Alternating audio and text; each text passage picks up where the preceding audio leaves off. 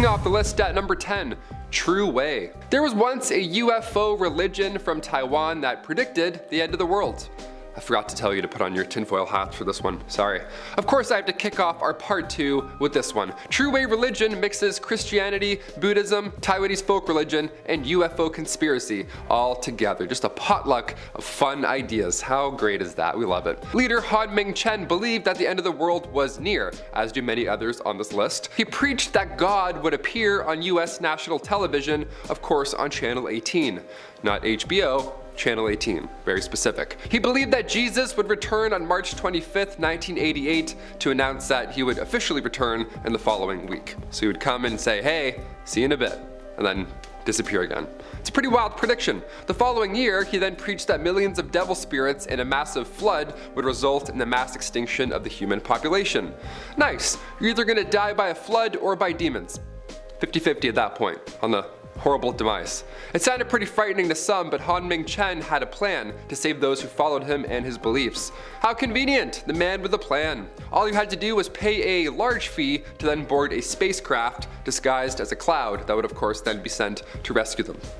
Yeah, it gets crazier, believe it or not. In our number 9 spot today we have Doomsday. This prediction comes from a set of Latin phrases that have been attributed to Saint Malachi in the 12th century. These phrases claim that the end of the world will come with the election of Peter from Rome, the 112th Pope after Pope Celestine II, who was elected in 1143. The last Pope, Pope Benedict XVI, was the 111th Pope in that line apparently, which means that the current Pope, Pope Francis, is the 112th. The good news is that this prediction says it's going to be a Pope Peter's election that brings us into Doomsday. So if there are any Peters who become the frontrunner for Pope anytime soon, that's when we can all start worrying a bit. But for now at least I think we're safe. I also wonder how people draw these conclusions. I want to know what led a saint in the 12th century to be like, yes, in hundreds and hundreds of years, Pope Peter will be the last. In our number 8 spot today we have energy. Baba Vanga has some thoughts and feelings when it comes to how we supply ourselves with energy, and she thinks in the near future we're going to see a change. She claims that we will soon find a new energy source, likely a controlled thermonuclear reaction. This is definitely an interesting prediction for a few reasons. Firstly, it was definitely before her time, and secondly, this is something that is entirely possible and we might be closer than we think. If we were able to find a way to get our energy from thermonuclear fusion, it would fix a lot of our energy problems. It is a huge if on whether or not we could actually get to a place where we could use it and have everything and everyone be safe, but if we did, it would really mean big things. In our number 7 spot today we have The Argument. This is a prediction that isn't exactly ancient, as it comes from a science magazine from 1960. This prediction, or perhaps theory is a better way to put it, is based on the belief that only a finite number of humans will ever live and that we are getting close to that number. There are many researchers who have their own equations and formulas and ways of getting what they think the number will be, but there are a surprising amount of people who believe in this sort of, quote, doomsday argument.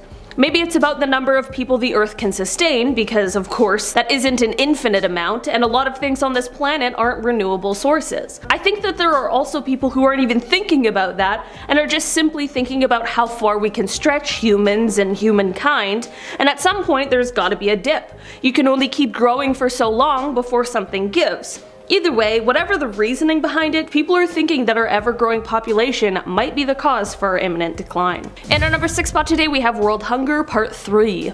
This is a prediction that actually sits in a direct contrast with one of the predictions that was made on Part 1, which is a great reminder of how these are just predictions that have just as much, if not more of a chance of not coming true than they do of being super accurate. Also, many of these predictions from long ago are kind of up to interpretation, choose your own adventure types.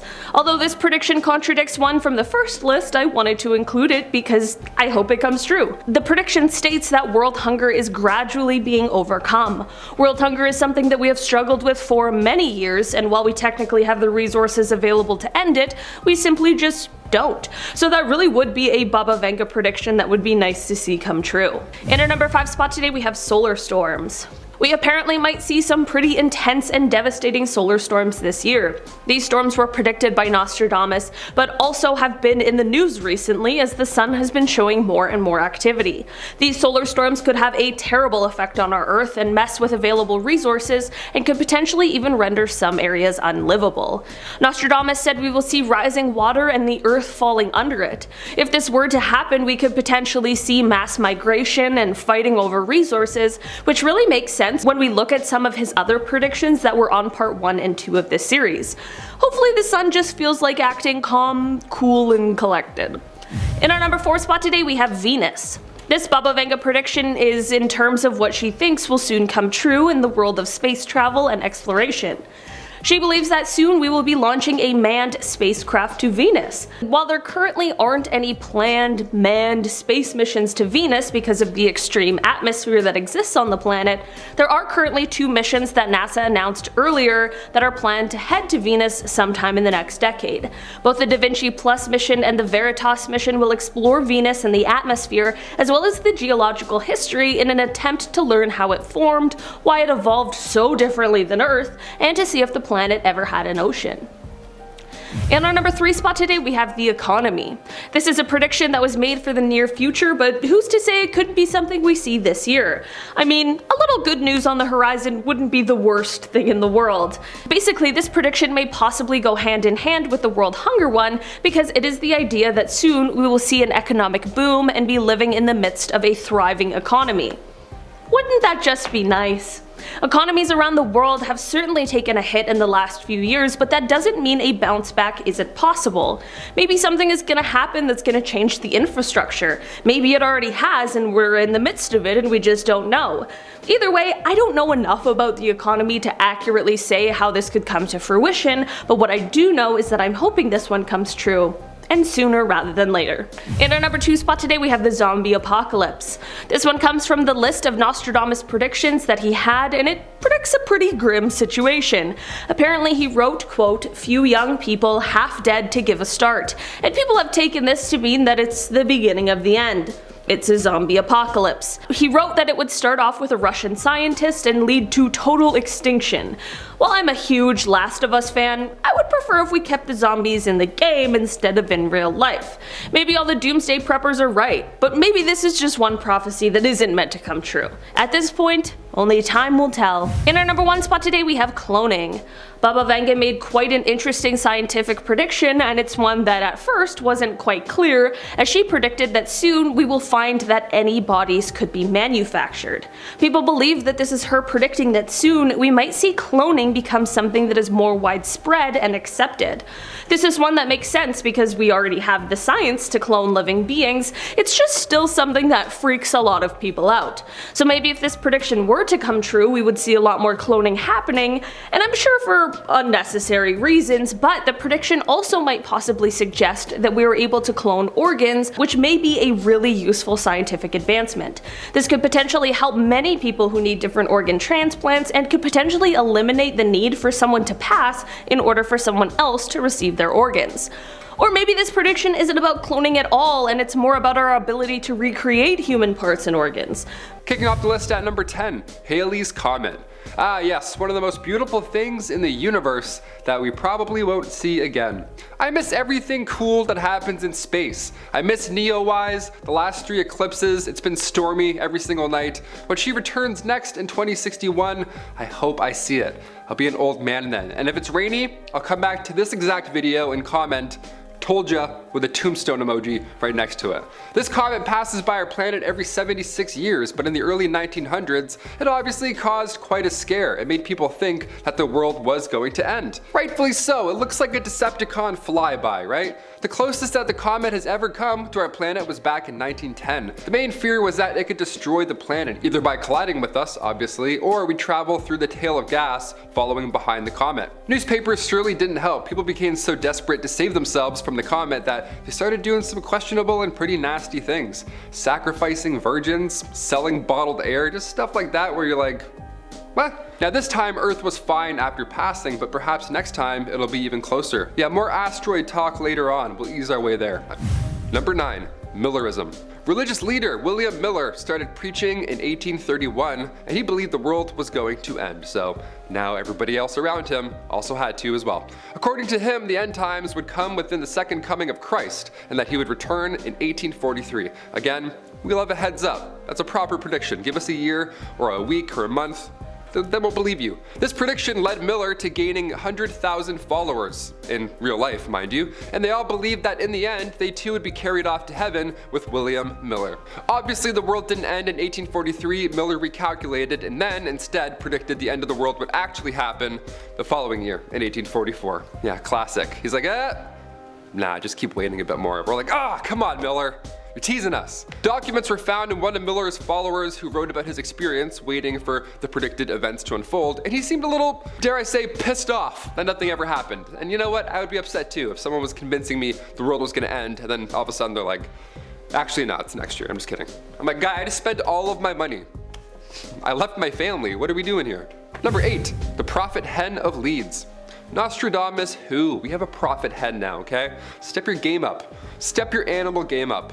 That's right, a barnyard animal was warning humanity of the end of all times. This all began in 1806 in Leeds, England. There once lived a chicken who laid quite the egg. Apparently on the eggshells were messages that read how, Christ is coming back. He's coming back.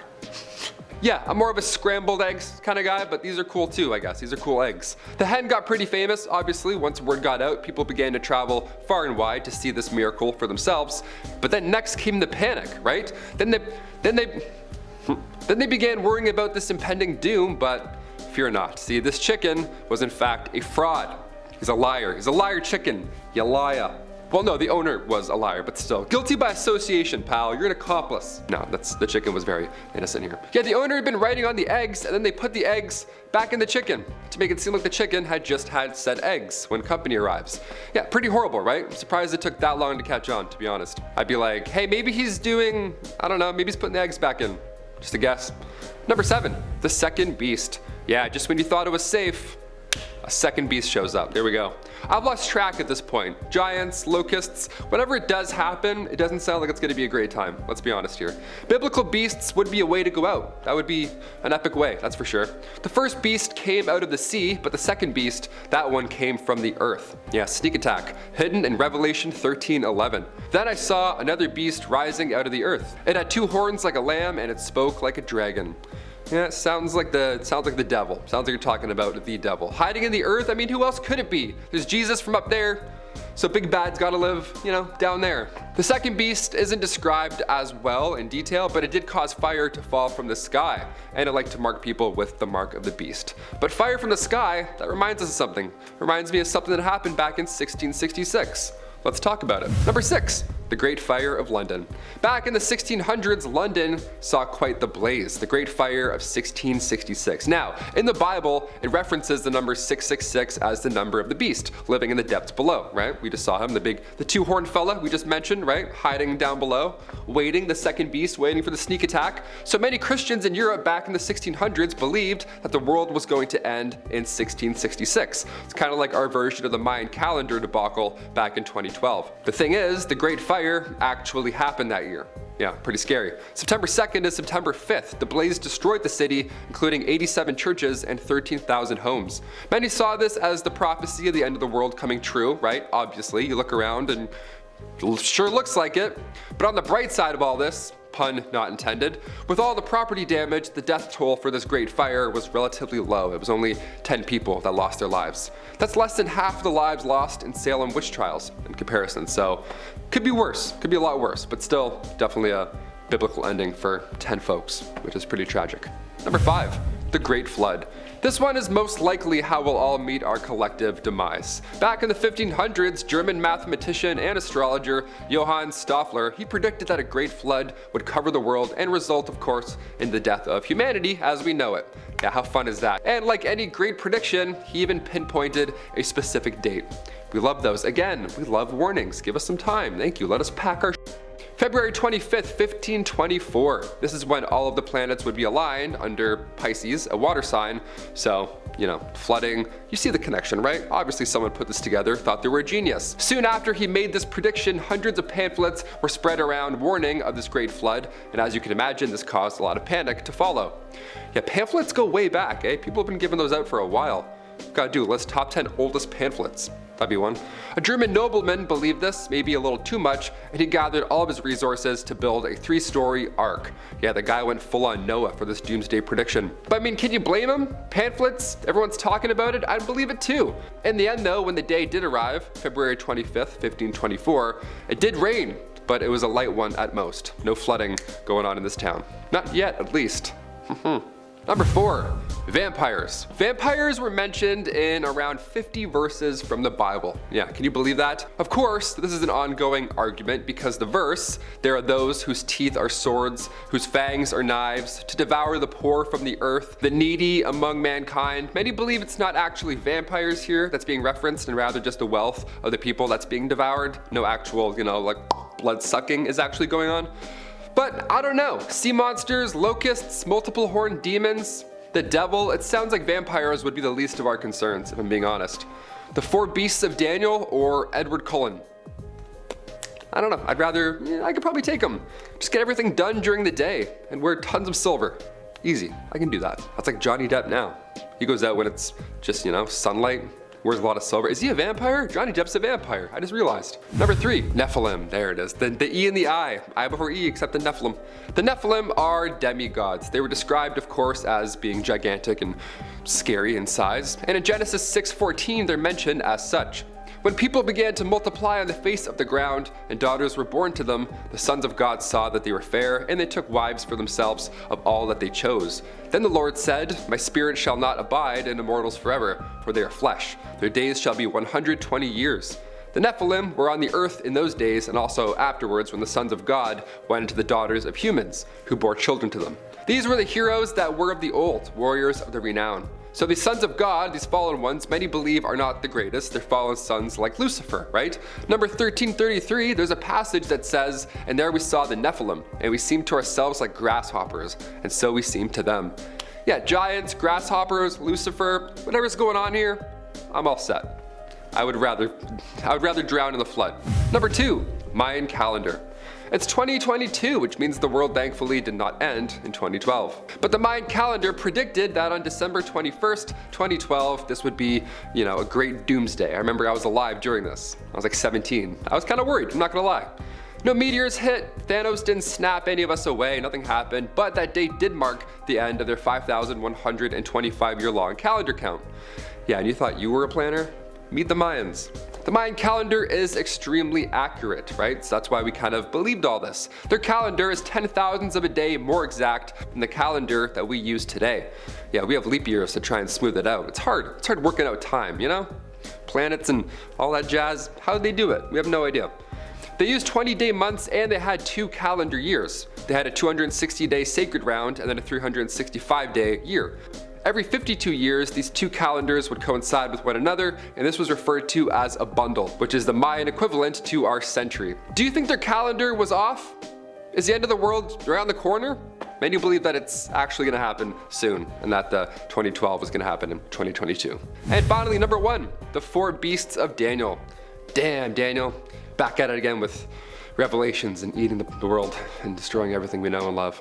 We'll end this list off with a foreign one, because I'm nice like that. Of course, many of these endings to our big blue beautiful world involve a beast or 2, or a demon of some sorts, or just the devil more often than not. While the biblical 4 beasts of Daniel sound like they have some bang behind their buck, that's for sure. These entities are described as lions with eagle's wings. There's also a bear, and there's a leopard, and there's a 4th beast that is a complete mystery. Yeah, mystery beasts that could swallow the planet. We love those here at MA. The bear has 3 ribs in its mouth between its teeth, so that's a pleasant image to imagine when referencing such an animal. The leopard also has wings. Good stuff, so you can't outrun that one, as well as 4 heads. Again, good stuff. Now I've lost that's like 8 heads now? What are we at? The mysterious 4th beast is full of horns, and it's got iron teeth and 10 horns. That's so many horns, that's so many spikes. The 4 beasts symbolize the great 4 kingdoms, but the ribs and the teeth thing, that's gonna be in my head rent free, that's for sure. Starting off this list in our number 10 spot, we have the orbit change. This is a Baba Vanga prediction that she originally had slated for next year in 2023, but who's to say that it couldn't be something that happened this year? She says that soon we will be seeing a little bit of a change in the orbit of the Earth. That prediction does seem kind of insane, but as it turns out, around every 100,000 years, this apparently happens naturally, so maybe this year or possibly the next is the time that this change is bound to occur. Apparently, with these changes comes a shift in the Earth's climate. Usually the smaller the change in orbit, the bigger the change in climate, and vice versa, so with a prediction calling for a slight shift in the Earth's orbit, we can reasonably deduce that if this prediction were to come true, we would see a larger change in the climate as well. It isn't quite clear exactly how the change would affect temperatures and disasters and that sort of thing though. Number 9. Plagues. We grew up studying medieval plagues, but did we ever imagine we'd live through one like we did the past couple of years? Oh boy, who could have predicted any of that? Why, the Bible, of course, that's why we're here. Does it hold any clues to our impending doom? Has it been right before? Revelation 6 and Matthew 24 both foresee this pandemic hitting before the return of one Jesus Christ, so keep your eyes up. Number 8, 2016 locusts. This is Revelation 9, 3, and 10. The Bible is home to some strange events, or otherwise terrifying events, like this passage. Then from the smoke come locusts on the earth, and they were given power like the power of scorpions of the earth. They were allowed to torment them for 5 months, but not to kill them. And their torment was like the torment of a scorpion when it stings someone. In appearance, the locusts were like horses prepared for battle. On their heads were what looked like crowns of gold. Their faces were like human faces. Among the 10 plagues in the Bible, this one sounds like it's perhaps the worst, in my humble opinion. 5 months of torment caused by pit locusts. I would rather Neowise directly hit me and just me off the planet, and then everyone else is okay. That's terrible. Could this happen? I'm not trying to alarm anyone, but back in 2016, locusts did cover over 270,000 square miles in Russia, just out of the blue. They appeared, and it was like a whole. It was bad. It was really bad. Keep your head up, sinners. Number 7, hot, hot, hot. By the final book of Revelation in the New Testament, the earth goes through a bit of a rough time. In it, we see 7 plagues. We see disease, drought, and of course, heat. Yeah, spoiler alert, the God Squad says we're all gonna burn up. And it's not just the higher ups too. Scientists are also looking into this. It's a bit important, you know? We talk about it a few times on this channel, the whole global warming thing. Around 90% of scientists right now say that humans are to blame for global warming, yeah. Greenhouse gases in the atmosphere equals heat. Our global average temperature has gone up 1.8 degrees Fahrenheit since the late 90s. Carbon dioxide, methane, ozone, nitrous, and numerous chlorofluorocarbons. So we might need some suntan lotion, that's all I'm saying. It's getting hot already, isn't it? Number 6, asteroid impact. Of course, one of our leading theories as to how humans can all of a sudden go extinct is an asteroid, like we thought Halley's Comet was going to be. Revelation 8 and the first 4 trumpet judgments both appear to describe the different stages of this catastrophic event, that being a very large rock hitting Earth. How fun does that sound? And funny enough, an asteroid named Apophis is set to slam into us in 2029. Yeah, there's a 2.3% chance that it'll hit. I'm feeling lucky, I think we'll be okay. Hit that thumbs up for near misses. Number 5, the Leviathan. Okay, time to amp it up a little bit. I don't have to explain why the Leviathan makes this list here. It's called the Leviathan. Isaiah 27:1, in that day the Lord will punish Leviathan, the fleeing serpent, with his fierce and great and mighty sword. Even Leviathan, the twisted serpent, and he will kill the dragon who lives in the sea. Yeah, we're talking about sea monsters now, so we're getting pretty spooked. This one has more than one head, and as do most other creatures in the Bible, the Leviathan is a beast of chaos. It was defeated at the hands of God, and once upon a time, Sir Humphrey Gilbert saw a beast in the sea that had a lion's head. Could it be? Many biblical verses mention said Leviathan. I will not fail to speak of Leviathan's limbs, its strength, and its graceful form. Who can strip off its outer coat? Who can penetrate its double coat of armor? Who dares open the doors of its mouth, ringed about with fearsome teeth? Its back has rows of shields tightly sealed together. Yeah, I think I would rather a meteor than a Leviathan at this point any day. No questions asked. Number 4, false prophet.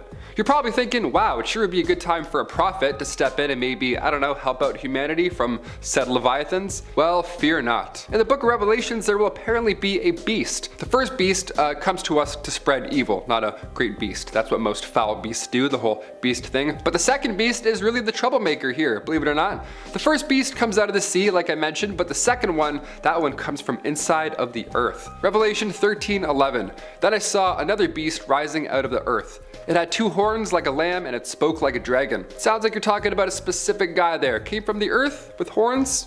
Sounds like a dragon? Hard pass. It even causes fire to fall from the sky, and it likes to mark people with the mark of the beast, which allows for humanity to follow said first beast. The mark of the beast is the number 666. Number 3. Giants. Samuel 17:158. And there came out from the camp of the Philistines a champion named Goliath of Gath, whose height was 6 cubits and a span. He had a helmet of bronze on his head, and he was armed with a coat of mail, and the weight of the coat was 5,000 shekels of bronze. Spoiler alert, Goliath fell to David. But there's a race of giants called the Amorites. They're mentioned more than 80 times. One description mentioned in Amos 2:9-10 paints quite the picture. Yet it was I who destroyed the Amorite before them, whose height was like the height of a cedar, and he who was as strong as the oaks. Yet I destroyed his fruit above and his roots beneath. Also it was I who brought you up from the land of Egypt and led you 40 years through the wilderness to possess the lands of the Amorite. That's quite the description. I've been compared to a tree before, but nothing like a cedar. More like, you know, Groot. It's pretty good too. Number 2, Yellowstone National Park. There will be great earthquakes and in various places famines and pestilences. There will be terrors and great signs from heaven. Luke 21:11. And there will be signs in sun and moon and stars, and on earth distress of nations and perplexity because of the roaring of the sea and the waves. People fainting with fear and with foreboding of what is coming on the world. For the powers of the heavens will be shaken. Luke 21:25. Could these biblical verses hint towards something as catastrophic as Yellowstone? I mean, it's exploded 3 times in the past. Once 2 million years ago, once 1 million years ago, and another 664,000 years ago. The next one, well, could happen any day now. Could happen right now. That would be so scary, could you imagine? Back in 2014, a team of researchers laid out what an erupting Yellowstone would actually look like in real life. And it's nothing like the movie 2012 with John Cusack. It's not like that at all. It's a bit more rough. It's massive. Entire states would be gone. Hot magma would of course rain down and reach as far as San Francisco. And on top of all that chaos, volcanic ash would cover most of our sunlight. Yeah, it would be a dark and cold world for a little while. It would be like a really big Pompeii almost. Yeah, it's not great. Number 1, Harold Camping. Harold, like many others I'm sure, was obsessed with trying to predict the end of the world, right? Same reason why you click this video. You're like, well, maybe one of them. Imagine actually nailing it. I mean, then what? Then you have 2 seconds of, yes, I told you so, and then boom, we're all toast? Great. Sure, Harold Camping tried a few times, but thankfully, evidently, he was wrong. He publicly predicted the end of the world 12 times. The man even published a book in 1992 titled 1994, where in that book he predicted that the world would end sometime around that year. Given the fact that I myself was born that year, I'd say he failed, you know? Bit obvious. Another prediction for our doomsday was May 21st, 2011, exactly 7,000 years after the biblical flood. But when no flooding occurred in such a scale, Harold readjusted his prediction, saying that his math was actually a little off and that it would actually end on October 21st, 2011 instead. And then luckily didn't happen. Great. Imagine the hype this guy felt that many times. He was probably so concerned so often. Poor guy. I mean, thanks for looking out, but you know, stop psyching us out, man. Like,